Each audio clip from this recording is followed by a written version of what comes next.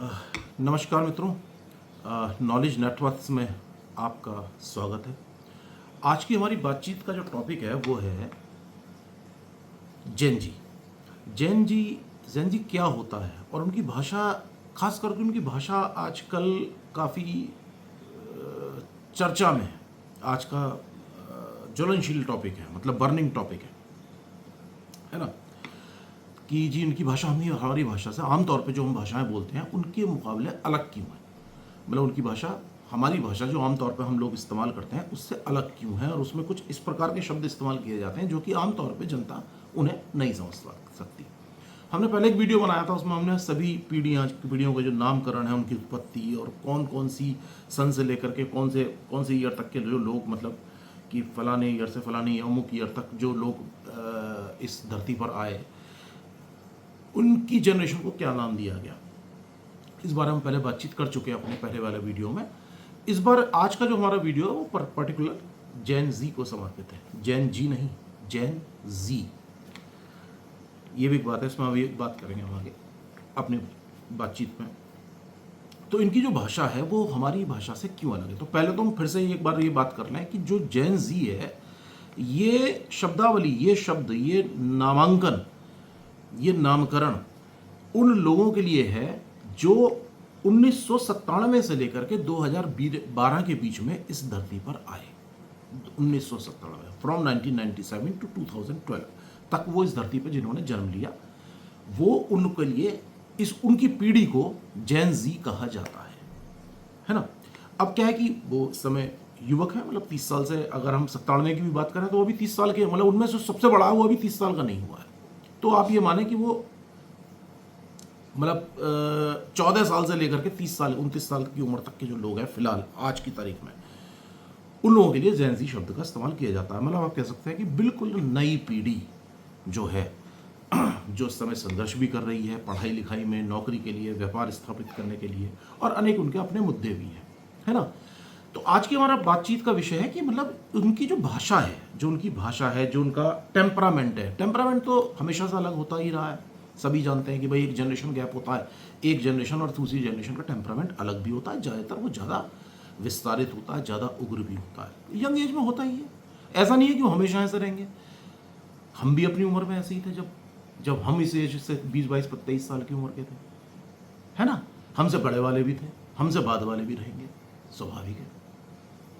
तो पहले तो ये एक बात है कि टेम्परामेंट की तो बात ये है। जहाँ तक की बात है कि भाषा की, कि इनकी भाषा बिल्कुल अलग है, जिसे जेन जी लैंग्वेज कहा जाता है। इसमें कुछ ऐसे शब्द होते हैं जो हमारी पीढ़ी को समझ में ही नहीं आते, ज़्यादातर लोगों को ज़्यादातर शब्द समझ में नहीं आते, है ना।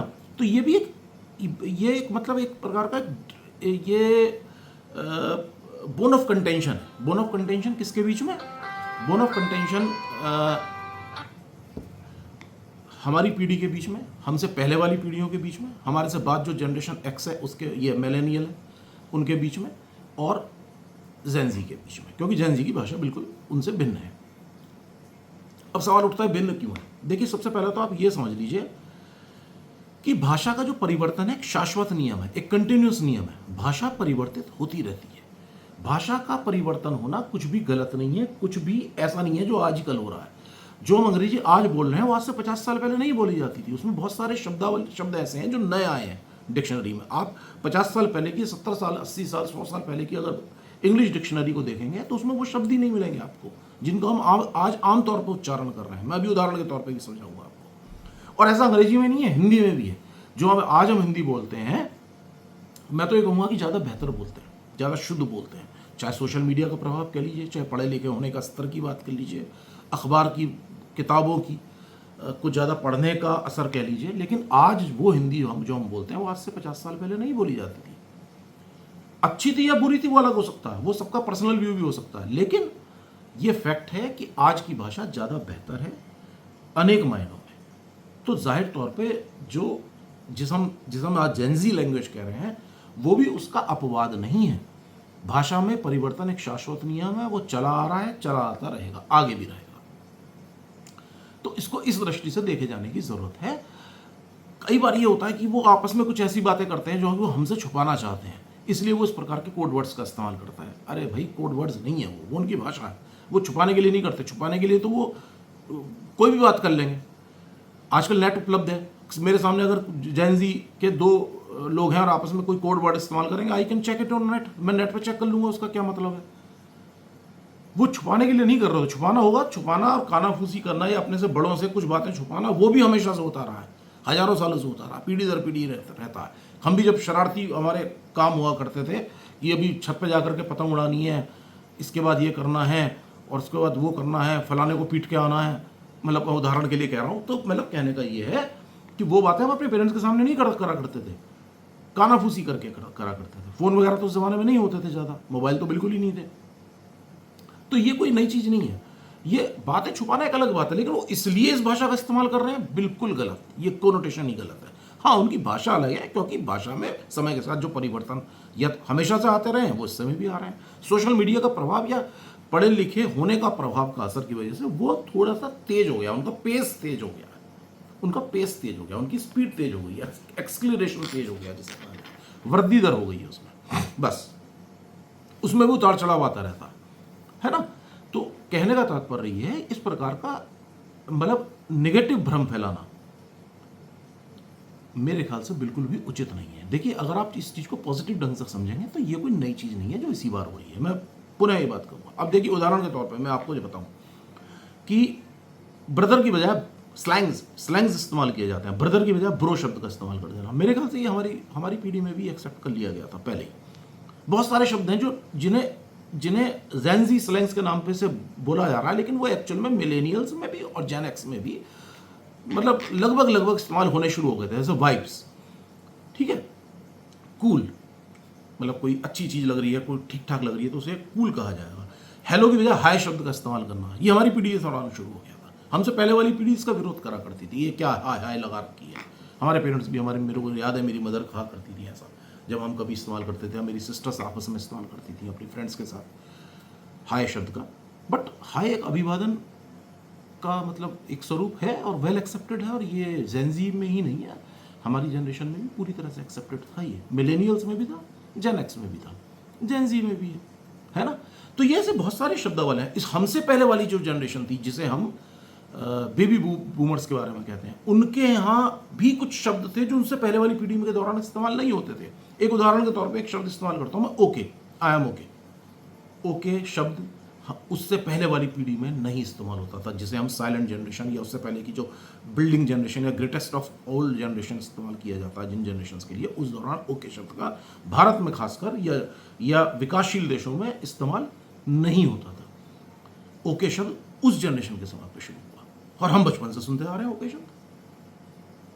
मैं ठीक हूं, आई एम ओके, ये शब्दावली बहुत कॉमन है। आज हम इसे जेन ज़ी स्लैंग नहीं कहेंगे, लेकिन उस जमाने में जेन ज़ी स्लैंग था। ये अलग बात है कि जेन ज़ी नाम का शब्द उस समय अपने अस्तित्व में नहीं आया था।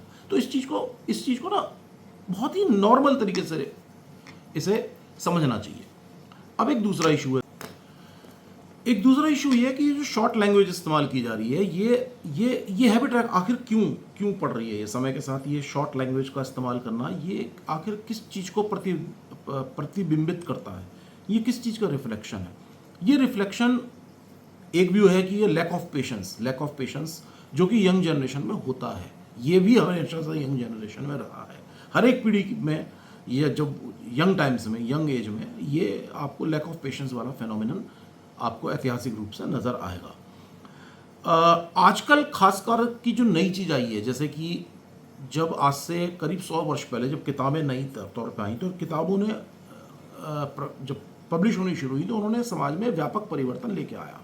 ऐसे ही बाद में फिर टेलीविज़न लेके आया, रेडियो लेके आया, फिर टेलीविज़न लेके आया, उसके बाद मोबाइल लेके आया। अब जो स्मार्टफोन है उसकी वजह से, सोशल मीडिया का जो फैलाव है, जो जाल बिछा है, उसकी वजह से समाज में काफ़ी परिवर्तन आए हैं। तो ये जो लैक ऑफ पेशेंस है, जो कि हमेशा से जनरेशन्स में रहा है, यंग जनरेशन में, उसका मोबाइल के ज़्यादा इस्तेमाल की वजह से, सोशल मीडिया की वजह से, और जो मोबाइल का ज़्यादा इस्तेमाल हो रहा है वो सोशल मीडिया की वजह से ही हो रहा है ज़्यादातर। इसकी वजह से लैक ऑफ पेशेंस हो गया, ऐसा नहीं है। इसकी वजह से एक चीज़ जरूर हुई है कि जो आज का युवा पीढ़ी है वो समाज से कट गया है, एक्चुअल समाज से कट गया है, और वो सोशल मीडिया पे, मोबाइल पे ज़्यादा रहने लगा है। इसकी वजह से उसके अंदर कुछ इस प्रकार के परिवर्तन आ रहे हैं। ये एक नेगेटिव चीज़ है, ये मतलब डिबेटेबल पॉइंट है और ये वाकई नेगेटिव है। हालांकि मैं यहाँ कहना चाहूँगा कि आज से 100 वर्ष पहले जब किताबें, जब पुस्तकें आई और उन्होंने समाज में अपना व्यापक स्थान बना लिया पढ़े लिखे वर्ग में, और लोग पढ़ने लगे किताबों को, थोड़ा बहुत भी जो पढ़े लिखे होते थे वो किताबें पढ़ने लगे, चाहे वो धार्मिक किताबें हों, चाहे वो सामाजिक किताबें हों, उनका प्रभाव हमारे समाज के ऊपर पड़ा। और मैं आपको बताऊं, उस समय पर जो उससे पहले की पीढ़ी थी वो ये कहा करती थी, वो किताबों को बहुत अच्छा नहीं मानती थी। उन्हें लगता था कि किताबों में ये लोग अपना समय खराब कर रहे हैं, समय वेस्ट कर रहे हैं। लेकिन देखिए, हर चीज़ के प्रोस एंड कॉन्स होते हैं, हर चीज़ के प्रभाव, स्वप्रभाव और दुष्प्रभाव दोनों होते हैं। किताबों में भी थे, किताबें भी अच्छी बुरी हर टाइप की हैं, किताबों के दम पर ही क्रांतियाँ भी हुई हैं, अच्छी और बुरी क्रांतियाँ। ऐसी क्रांतियाँ हुई जिन्होंने समाज को झकझोर कर रख दिया। हर एक क्रांति अच्छी नहीं होती है, क्रांति खराब भी होती है, अच्छी भी होती है। ये एक अलग पॉइंट है, हम कभी और डिस्कशन करेंगे। लेकिन किताबों का जैसे दुष्प्रभाव और प्रभाव पड़ता है, ऐसी सोशल मीडिया का भी अच्छा प्रभाव और दुष्प्रभाव पड़ता है। आज हम और आप जो जुड़े हैं, ये भी सोशल मीडिया ही है, ये भी सोशल मीडिया ही है। सोशल मीडिया पर हर तरीके की इंफॉर्मेशन है, अच्छी और बुरी। ये तो हमारे ऊपर है कि हम उसे किस प्रकार से ग्रहण कर रहे हैं, किस प्रकार से एक्सेप्ट कर रहे हैं, उसका क्या प्रभाव हमारे ऊपर पड़ रहा है। अब देखिए, यंग जनरेशन में अंदर क्या होता है, खासकर ये जो 18-20 साल तक की पीढ़ी है,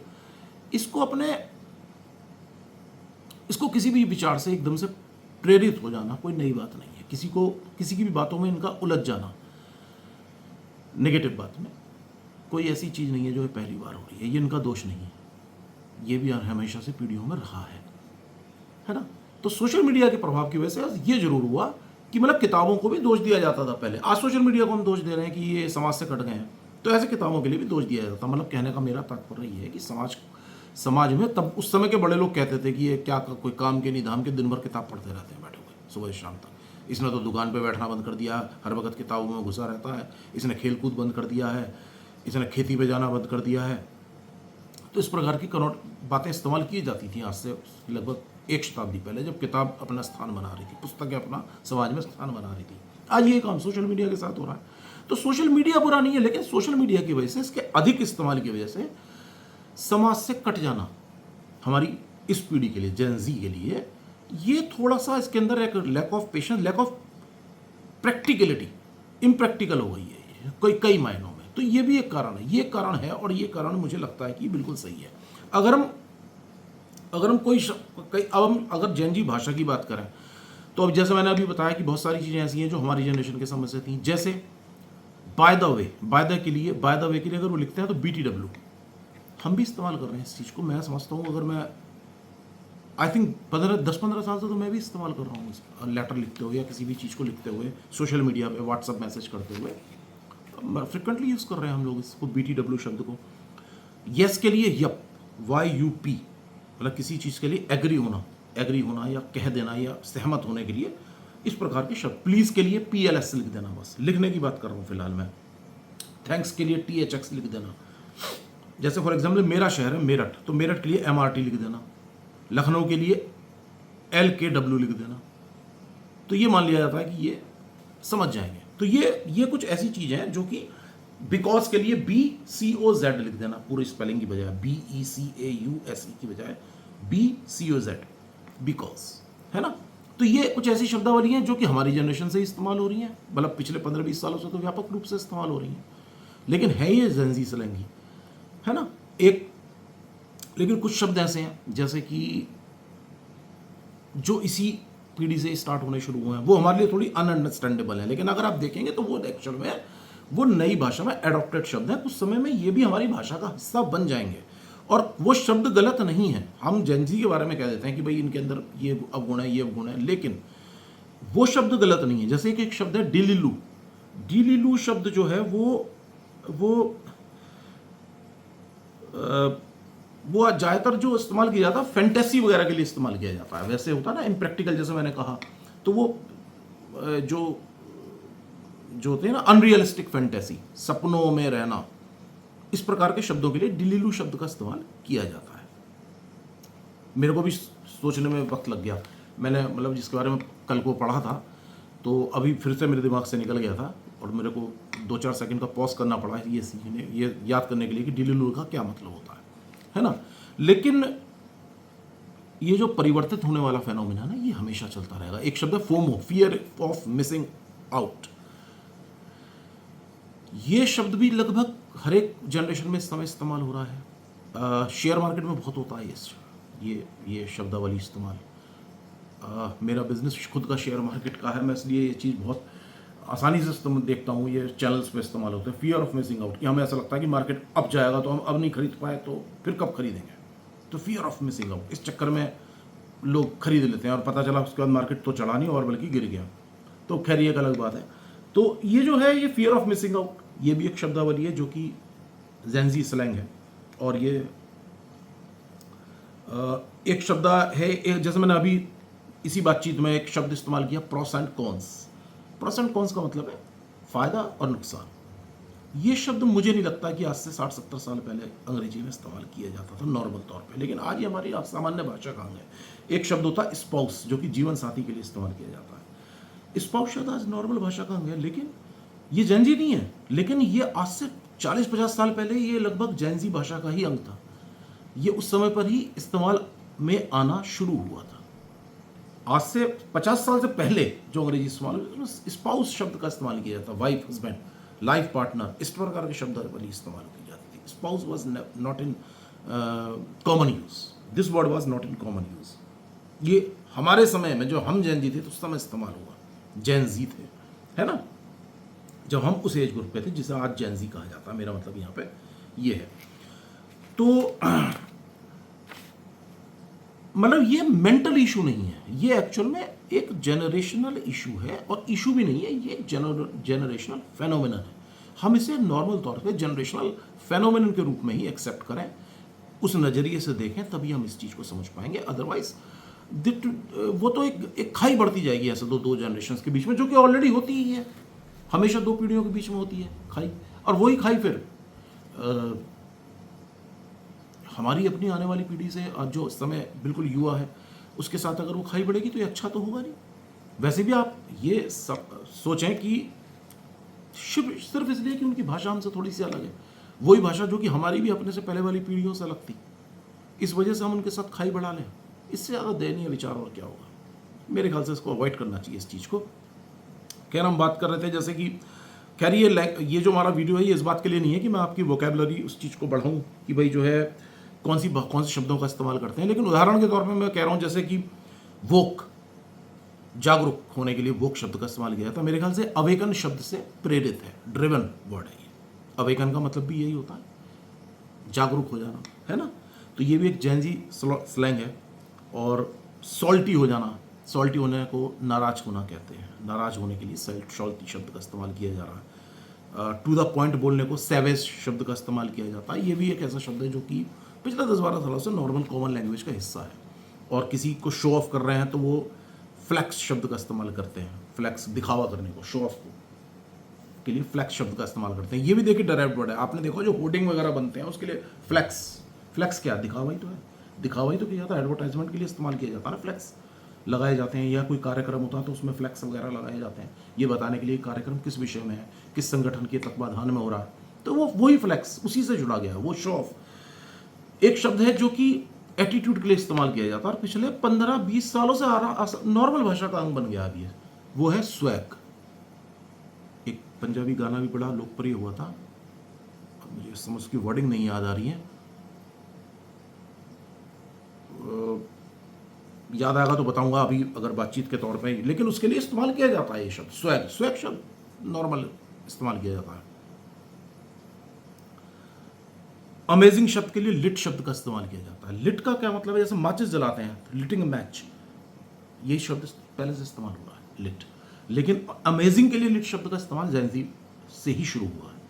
लिट क्या है, जैसे ही आप माचिस की तिल्ली जलाएंगे वो एकदम से आकर्षक होगी ना, एकदम से आई कैचिंग होगी ना, अमेजिंग होगी ना। That's why we have Gen Z have started this word as for the word of amaze. Amazing के लिए लिट शब्द का इस्तेमाल किया जाना शुरुआत हो गई इसकी, है ना।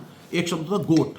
अब आप कहेंगे गोट का मतलब है बकरी, गोट का मतलब बकरी नहीं होती, ये होता है ग्रेटेस्ट ऑफ ऑल टाइम्स। ये एक्चुअल में एक एब्रीविएशन है, शॉर्ट फॉर्म बना दी उन्होंने अपनी, जैसे कि हम मैसी के लिए कहते हैं कि Messi was the GOAT of football, मतलब greatest of all times in the domain of football. या महात्मा गांधी जी वाज अ गोट। गोट का मतलब ये नहीं कि वो बकरी थे, या Modi ji is GOAT, no, greatest of all times. अपने अपने विचार के अनुसार जो भी व्यक्ति आपको लगता है कि वो greatest of all time, Einstein, किसी के लिए भी कहा जा सकता है अपने अपने फील्ड में जो टॉप पर रहे हों, तो उसके लिए गोड, ग्रेटेस्ट ऑफ ऑल टाइम्स शब्द का इस्तेमाल किया जाता है। और अभी हम बात कर रहे थे स्पाउस की, लाइफ पार्टनर के लिए जो इस्तेमाल किया जाता है, उस आजकल एक नया शब्द आया वो है बे, BAE, पार्टनर। पार्टनर का मतलब जरूर नहीं है वाइफ और हस्बैंड, क्योंकि अगेन वही कि भाई आजकल ये चीज़, चाहे वो लिविंग रिलेशन हो, चाहे वो वैसे ही साथ रहने वाला हो, या जो अमूमन साथ रहते हो, उनके लिए इस्तेमाल किया जाता है BAE, I am going for coffee with my bae, like this, है ना। इस प्रकार के शब्दों का इस्तेमाल किया जाता है। जैसे कि मनोरंजन हो रहा है, जैसे कोई चीज़ मनोरंजक है, एंटरटेनिंग, तो उसके लिए शब्द इस्तेमाल किया मूड। मूड, अब मूड है नॉर्मल चीज़ है, मूड एक नॉर्मल शब्द इस्तेमाल किया जाता रहा है, मतलब अब से नहीं हो रहा, 20 85 सालों से हो रहा है मूड शब्द का इस्तेमाल। लेकिन मनोरंजक के लिए मूड शब्द का इस्तेमाल करना जेंजी से ही शुरू हुआ। The movie was a mood, मतलब वो मनोरंजक थी। हम हमारे शब्दावली में कहें तो हम उसे कहेंगे the movie was quite entertaining, it was a good movie. But Gen Z इसको कहेगा तो मूवी वॉज अ मूड। तो ये एक मतलब ज़्यादातर शब्दाकार आप उनको तह में जाएंगे तो वो आपको ड्रिवन मिलेंगे, आपको कहीं ना कहीं से अंग्रेजी शब्दों के जो पहले से हम इस्तेमाल करते आ रहे हैं उससे डराइव किए हुए वर्ड ही वो हैं, बस उन्हें समझने की जरूरत है। जैसे एक शब्द है वाइब्स, कि भाई उसकी ये भी हमारी जनरेशन से इस्तेमाल हो रहा है वाइब्स शब्द, कि यार मुझे उस जगह की ना वाइब्स बहुत पसंद आई, या मुझे उस जगह की वाइब्स अच्छी नहीं है। वाइब्स अच्छी नहीं है मतलब मेरे को उसका जो ऑरा है वो अच्छा नहीं लगा, तो उसके लिए वाइब्स शब्द का इस्तेमाल पहले से हो रहा है। लेकिन वो वाइबिंग शब्द जो है वो जेंजी भाषा का हिस्सा है आज की तारीख में, वो भी मतलब डेराइव्ड वर्ड ही है। जेंजी बहुत आसानी से इस्तेमाल किया जाता है वाइबिंग वर्ड का। अब आप देखिए जैन जी, जैन जी नहीं, जैन जी, और ये लिखा जाता है जैन जेड, लेकिन हम इसे कभी भी जैन जेड प्रोनाउंस नहीं करते, हम कहते हैं जैन जी, जैन जी, जी, जैन जी, नॉट जी। जी तो हो गया जी, जी से, जैसे जी से गौरव, वो जी नहीं, यह है जैन जी। अगर आप इसे हिंदी में लिखेंगे तो लिखेंगे जय, जय के ऊपर ई की मात्रा, बड़ी ई की मात्रा, और जय के नीचे बिंदी। अगर हम इसे हिंदी में लिखेंगे जी, जी नहीं जी, तो यह है जैन जी। मैं भी बोलते हुए कई बार जैन जी बोल देता हूँ, क्योंकि मैं भी अभी उस भाषा में कोई पारंगत तो हूँ, I am not a part of Jain ji, है ना। लेकिन जैन जी कहा जाता है। अब ये जेड लेकिन लिखा जाता है इंग्लिश में, अगर लिखेंगे तो GEN, जैन, जी की बजाय लिखा जाएगा जेड। आप थोड़ा सा 20-25 साल पहले से GTV है, जी वो कभी जे शब्द का इस्तेमाल नहीं करता, जी शब्द का इस्तेमाल नहीं करता अपने लोगों में, ZEE, GTV, जी न्यूज़, G+, ZEE का इस्तेमाल होता है। तो ये एक शब्द पहले से इस्तेमाल में आ रहा है, लेकिन अब ये एक नॉर्मल भाषा का अंग हो गया है, मतलब जेन जी की भाषा में इसे जेड को जी बोला जाता है। अच्छा, इसका एक प्रभाव ना, अगर आप इसे ध्यान से देखेंगे तो इसका एक प्रभाव अंग्रेजी जो हम बोलते हैं वो इंडिया में जो इस्तेमाल हुई वो हुई ब्रिटिश इंग्लिश, क्योंकि भारत पे लगभग 2 शताब्दियों तक अंग्रेजों का राज था। तो ब्रिटिश राज के समय पर यहाँ पर अंग्रेजी माध्यम से स्कूली शिक्षा की शुरुआत हुई, और उसका प्रभाव हमारे ऊपर है। कई मामलों में ब्रिटिश इंग्लिश का हमारे ऊपर प्रभाव है। हम तो ब्रिटिश इंग्लिश ही पढ़ते आए हैं, मतलब कहने का प्रभाव क्या है, हम लोगों ने पढ़ी ही ब्रिटिश इंग्लिश है। भारत में मुख्यतः ब्रिटिश इंग्लिश ही इस्तेमाल की जाती है, लेकिन वर्ड ओवर अमेरिकन इंग्लिश इस्तेमाल की जा रही है। अमेरिकन इंग्लिश में क्या है, जैसे टाइम की स्पेलिंग है TYME, वहाँ जी और जी का जो मैंने अंतर बताया ये वहीं के हिसाब से, वहाँ जी को तो बोलेंगे जी और जेड को बोलेंगे जी। अमेरिकन इंग्लिश का प्रभाव और सोशल मीडिया का इसमें बहुत बड़ा योगदान है, क्योंकि ज़्यादातर सोशल मीडिया जो है वो USA से ही चलता है, और वहाँ जो भाषा का इस्तेमाल होता है वो फिर पूरे वर्ल्ड में अपना फैलाव कर रहा है। भारत में ही नहीं कर रहा है, वो चीन जैसे देश में भी जो बहुत हद तक क्लोज है वहाँ भी कर रहा है, साउथ ईस्ट में भी कर रहा है, मिडिल ईस्ट में भी कर रहा है, अफ्रीकन कंट्रीज में भी कर रहा है, और इवन यूरोप में भी कर रहा है। वहाँ कई जगह जो हम सी से इस्तेमाल करते हैं, कार जैसे CAR है, वहाँ कई जगह KAR इस्तेमाल होना शुरू हो गया है। प्रोनाउंसिएशन के अनुसार ही लैंग्वेज जो स्पेलिंग है, मतलब कहने का ये है। तो अमेरिकन इंग्लिश का भी प्रभाव है यहाँ पर। हाइप, एक शब्द है हाइप, ऐसे ही मतलब जो हाइप हाइप भी आजकल आम भाषा का अंग हो गया है, लेकिन ये है वैसे जेन जी की स्लैंग। हाइप बनाना कि मतलब किसी भी चीज़ के बारे में कि यार पता नहीं उस होटल के बारे में क्यों इतना, उस रेस्टोरेंट के बारे में क्यों इतना हाइप, या उस मूवी के बारे में क्यों इतनी हाइप मचा रखी है लोगों ने। मेरे को तो कोई खास लगी नहीं, पता नहीं क्यों इतना हाइप बना रखा है। हाइप का मतलब उसका पता नहीं क्यों ऐसा ऑरा बना रखा है। मैं यहाँ झूठे ऑरा की बात नहीं कर रहा हूँ, मैं सिर्फ ऑरा की बात कर रहा हूँ कि मतलब उसके बारे में इतनी ऐसी क्यों इमेज बना रखी है उसकी, क्यों उसकी हाइप बना रखी है। हाइप एक मतलब मैं इस्तेमाल करके बता रहा हूँ कि हाइप का भी एक नॉर्मल कॉमन भाषा का अब अंग हो चुका है हमारी, लेकिन वो जेन ज़ी में बहुत कॉमनली इस्तेमाल किया जाता है। अब जो एक फैमिली होती है, जैसे हमारी फैमिली है, तो फैमिली में क्या है, जो हमारे क्लोज फ्रेंड है वो भी हमारे फैमिली जैसे ही होते हैं। उनके लिए आजकल शब्द इस्तेमाल हो रहा है फैमिली का short form fam, FAM, fam. तो ये कुछ इस प्रकार के वर्ड है। जैसे कहा जाता है ही वॉज ऑन फायर, मतलब फॉर एग्जाम्पल किसी क्रिकेट खिलाड़ी ने बहुत बेहतरीन प्रदर्शन किया किसी मैच में, तो he was on fire in this match. या किसी एक्टर ने बहुत बढ़िया मतलब मूवी में छाया रहा, तो कहेंगे मतलब he was on fire, she was on fire, मतलब उसने पूरे शो को ले गया वो अपनी तरफ, है ना, वो अपने पूरे शो को कैरी कर गया अपने दम पर। तो he was on fire, he is on fire in this movie, है ना। तो इस प्रकार की शब्दावली इस्तेमाल की जाती है। ड्रिप के लिए अमेजिंग क्लोथिंग के लिए इस्तेमाल किया जाता है, मतलब कपड़े पहनने वगैरह के बारे में ड्रिप। ड्रेपर शब्द पहले से इस्तेमाल किया जाता रहा है कपड़े के लिए, कपड़ों के लिए, परिधानों के लिए ड्रेपर शब्द का इस्तेमाल पहले से होता रहा है। ड्रिप उसी से ड्रिप्ड शब्द है, अगेन वही शॉर्ट फॉर्म। तो इसके बारे में कई बार कहा था कि यार इनके अंदर ये शॉर्ट में क्यों इस्तेमाल करते हैं, इसका रीज़न क्या है। इसका एक रीज़न ये है कि उनकी जो अंडरस्टैंडिंग है वो शायद देखिए पीढ़ी दर पीढ़ी अंडरस्टैंडिंग बेटर होती जाती है, पीढ़ी दर पीढ़ी अंडरस्टैंडिंग बेटर होती है। ये एक साइंटिफिक तथ्य है। जो अंडरस्टैंडिंग बेटर होती है, तो हो सकता है कि आज से जो व्यक्ति आज 80 साल का वो BTW को मत ना समझ पाए, लेकिन हम समझ जाते हैं between the by the way है, इसका मतलब बाय द वे है ना। प्रोसेंट कौन को हो सकता है वो ना इंग्लिश में पारंगत होने के बाद भी हो सकता है कि वो ना समझे स्पाउस का मतलब क्या है, लेकिन हम समझ गए। ऐसी आने वाली जनरेशन उसके लिए कोई और शब्द अगर गढ़ रही है तो वो कॉमन भाषा का अंग हो जाता है समय के साथ साथ। ऐसा नहीं है, और वो शॉर्ट फॉर्म जो है शॉर्ट फॉर्म एक्सेप्ट कर ली जाती है उसी तरह से, है ना। इसलिए ऐसा नहीं कि उनके पास समय की कमी है, बट क्योंकि अंडरस्टैंडिंग हो गई है उनकी, तो वो काहे को पूरा सेंटेंस का इस्तेमाल करेंगे, बजाय पूरे सेंटेंस के इस्तेमाल करने के वो एक शब्द में उस बात को खत्म कर रहे हैं। क्योंकि वो जानते हैं मैं जिससे ये बात कर रहा हूँ वो इस बात को समझ जाएगा, कि वो समझ जाएगा मेरठ का मतलब MRT है, वो समझ जाएगा लखनऊ का मतलब KNW है, वो LKW है। तो इस प्रकार की बात एक नॉर्मल चीज़ है, इस चीज़ को नॉर्मल तरीके से ही एक्सेप्ट करना चाहिए।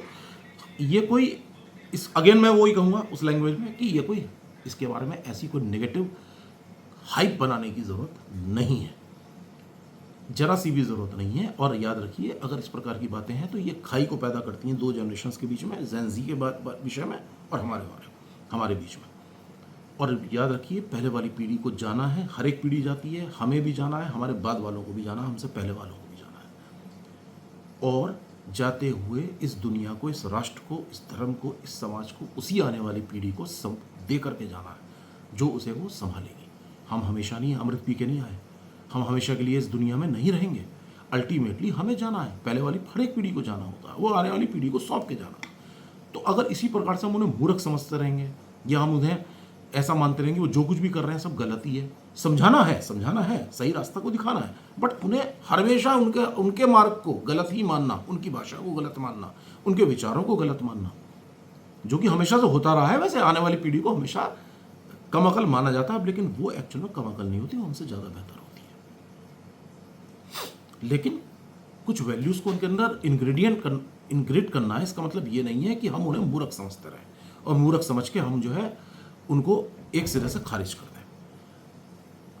ये पूरी तरह से गलत होगा। इस फेनोमेनन को, इससे बचें और चीज़ों को बहुत स्वस्थ ढंग से एक्सेप्ट करें और उस चीज़ को उसी तरह से अपने रिलेशनशिप को प्रगाढ़ करने की कोशिश करें आने वाली जनरेशन के साथ। सो आज की हमारी बातचीत जो कौन जेन ज़ी होती है और क्या उसकी भाषा होती है, वो क्यों होती है, क्या उसका उद्गम है और उसे किस तरह से हमें एक्सेप्ट करना चाहिए, आज की हमारी बातचीत का विषय यही समाप्त होता है।